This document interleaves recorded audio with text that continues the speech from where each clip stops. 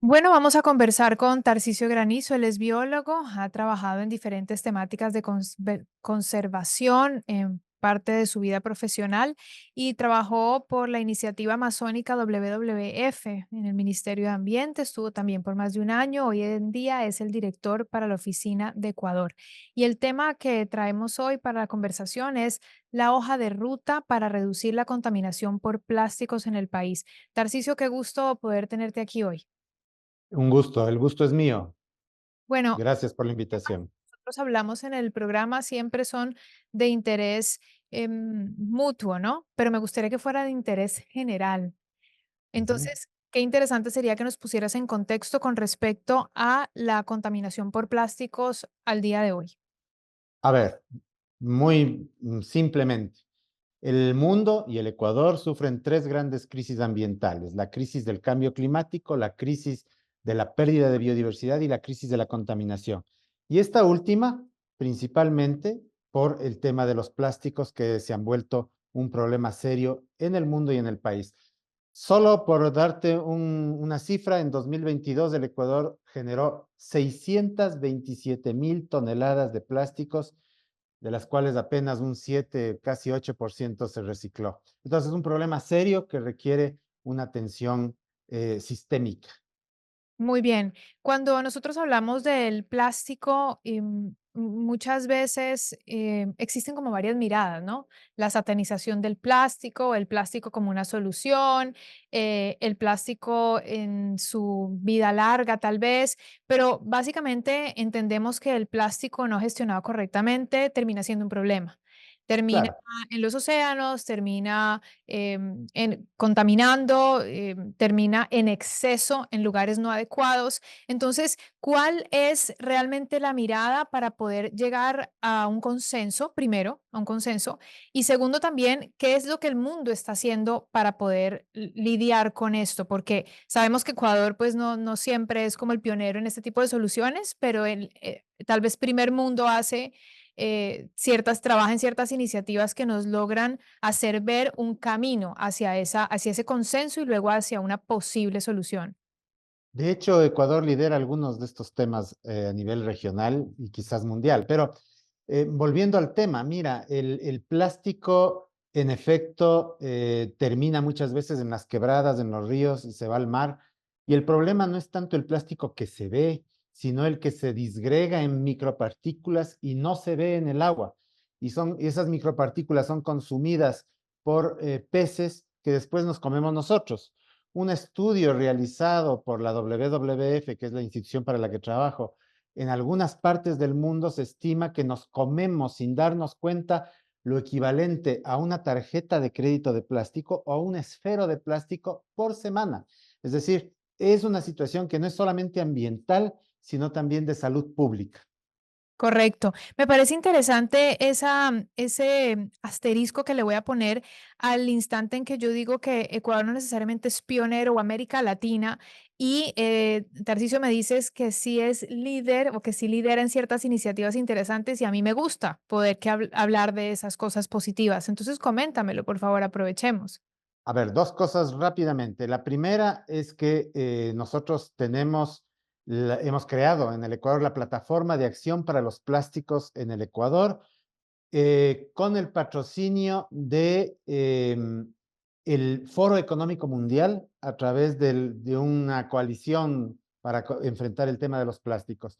Y en esta plataforma, que es esto que creamos, están el Ministerio de Relaciones Exteriores, el Ministerio del Ambiente, el Ministerio de la Producción y una serie de organizaciones de la sociedad civil, de la academia, etcétera, cuyo cuya hoja de ruta para la acción para enfrentar el tema de los plásticos se lanzó hace pocos días en la Cancillería del Ecuador.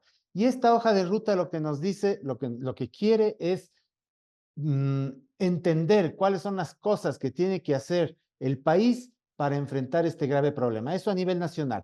Pero a nivel internacional, el Ecuador lidera las discusiones para la creación de un tratado internacional obligatorio para enfrentar los plásticos. Y ahí el Ecuador está presidiendo esas mesas, así que tenemos acciones a nivel nacional y acciones a nivel internacional que son sumamente interesantes y ojalá den resultados, los resultados que esperamos. Esa es una muy buena noticia, que lidere esas discusiones para un tratado obligatorio.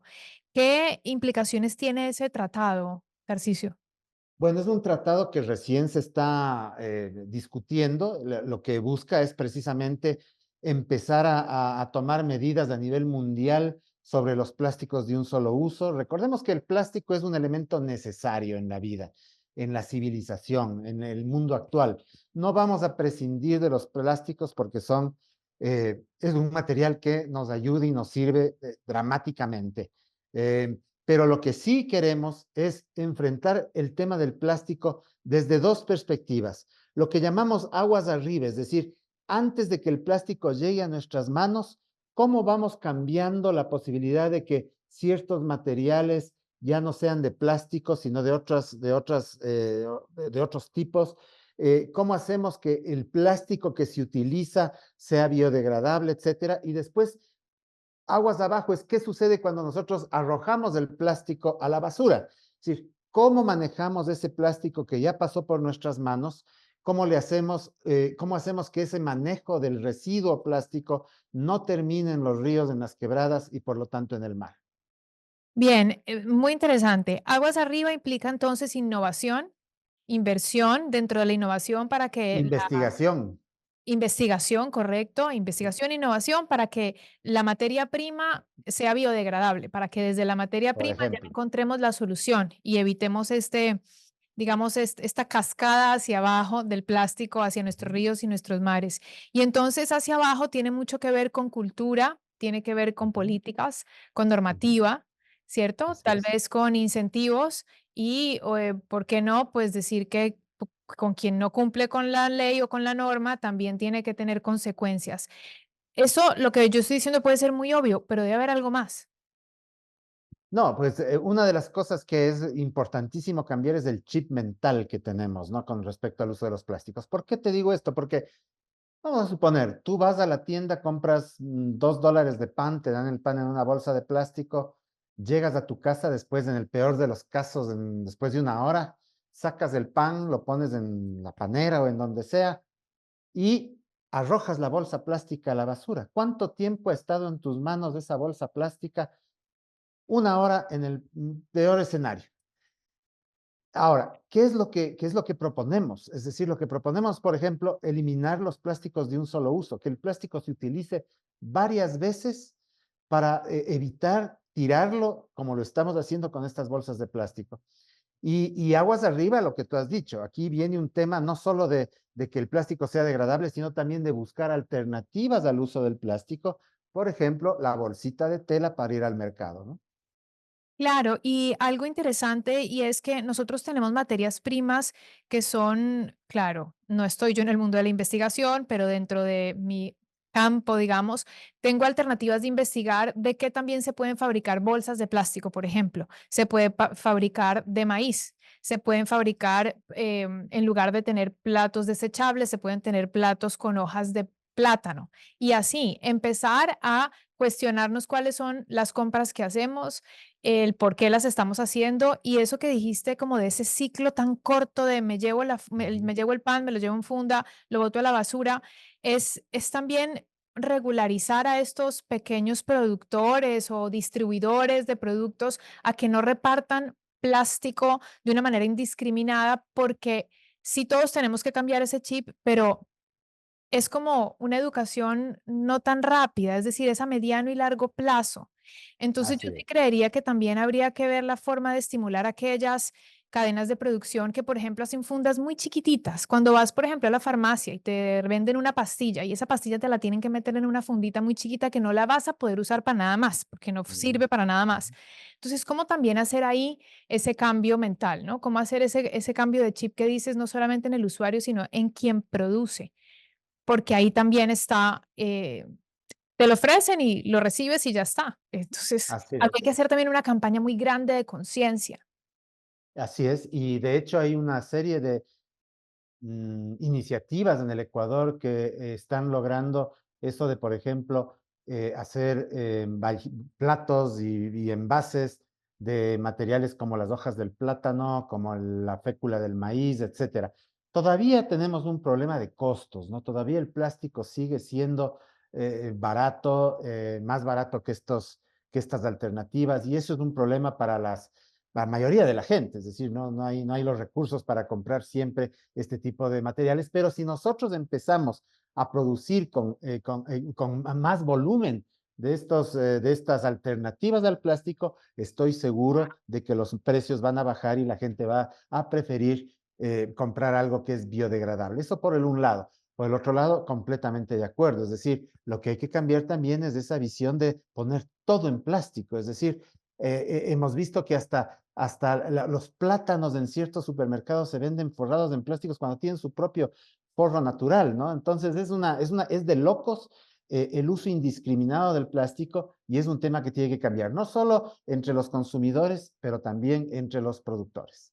Totalmente. Estamos conversando con Tarcisio Granizo. Tarcisio es biólogo, es director para la oficina de WWF en Ecuador y para él es prioridad hablar sobre esto, hablar sobre rutas eficientes hacia el cambio climático, hacia el uso de los plásticos, hacia la sostenibilidad. Y hoy viene a conversar con nosotros sobre esta hoja de ruta que además fue presentada de la mano de distintas autoridades. Y me gustaría saber, Tarcisio, cuáles son los pasos a seguir, cuándo nosotros vamos a ver que hay un segundo paso y luego un tercero y luego que llegamos a definiciones concretas. Sí, definitivamente lo que nosotros queremos ahora es tomar medidas concretas, ya que sean reales. Ya hicimos los estudios, los análisis, ya sabemos lo que está pasando. Ahora, ¿qué es lo que toca? Primero, eh, adoptar una perspectiva preventiva para disminuir la generación de residuos plásticos, ¿no? Priorizando esfuerzos de eliminación y reuso. Segundo, lo que tú decías hace un momento, incentivar la innovación, la investigación para migrar a sustitutos no plásticos y a plásticos alternativos. Tercero, incrementar la recolección, crear sitios de disposición adecuada para los residuos. Cuarto, estimular el reciclaje con un enfoque inclusivo, garantizando condiciones justas para los y las trabajadoras del reciclaje. Y por último, hacer un monitoreo, tener datos claros, científicos, técnicos, que nos indiquen si estamos logrando la meta, que es reducir en un 40% los plásticos en la naturaleza. Muy bien. Tarcisio, si alguien quisiera tener un poco más de información sobre esto o quisiera tal vez unirse a esta causa, ¿qué tendría que hacer? Bueno, lo primero que les agradecería a los oyentes, a las oyentes, es que miren nuestra página web de WWF Ecuador y se enteren de cómo marcha este proyecto. Digamos, y segundo, si están interesados, interesadas, ahí están los contactos que pueden tener, que pueden identificar para, si quieren saber cómo involucrarse un poco más, cómo conocer más de esta iniciativa, pues están en la página web. Muchísimas gracias a Tarcisio Granizo. Él ha venido a conversar con nosotros sobre la hoja de ruta para reducir la contaminación por plásticos en Ecuador. Y creo yo y tengo fe de que cada vez más personas van a involucrarse más con este tema, no solamente desde la escucha o de reproducir la terminología que nosotros estemos usando con respecto a plástico, plástico de un solo uso, sino desde la acción. Rechazar, que creo que es la primera, ¿no? Rechazar un plástico que sea innecesario, luego intentar darle larga vida, lo que más pueda, y después de eso, pues hacer una gestión adecuada para que se logre reciclar, pero me quedo también con la idea última que dijiste, que fue con el respeto adecuado a quienes hacen esa gestión del reciclaje, que eso también es muy importante, ¿no? Respetar a aquellos Totalmente, sí. que se dedican a estos recicladores de base, que su vida se dedica a esto, y también ojalá ellos tengan el fomento y la educación para que cada vez sea más eficiente su gestión, ¿no? Porque también hay varios problemas ahí en ese camino. Entonces, creo que es muy, muy interesante que conversemos siempre esto y recordar que cuando hablemos de ciencia y de innovación, siempre lo podemos vincular con protección de nuestra naturaleza. Totalmente, totalmente, así es. La investigación y la innovación están íntimamente relacionados con buscar alternativas para mejorar las condiciones de vida de la naturaleza, que es al mismo tiempo mejorar nuestras propias condiciones de vida. Te agradezco por esa última reflexión, Tarcisio, y ha sido un gusto conversar hoy contigo. Igualmente, que pases bien.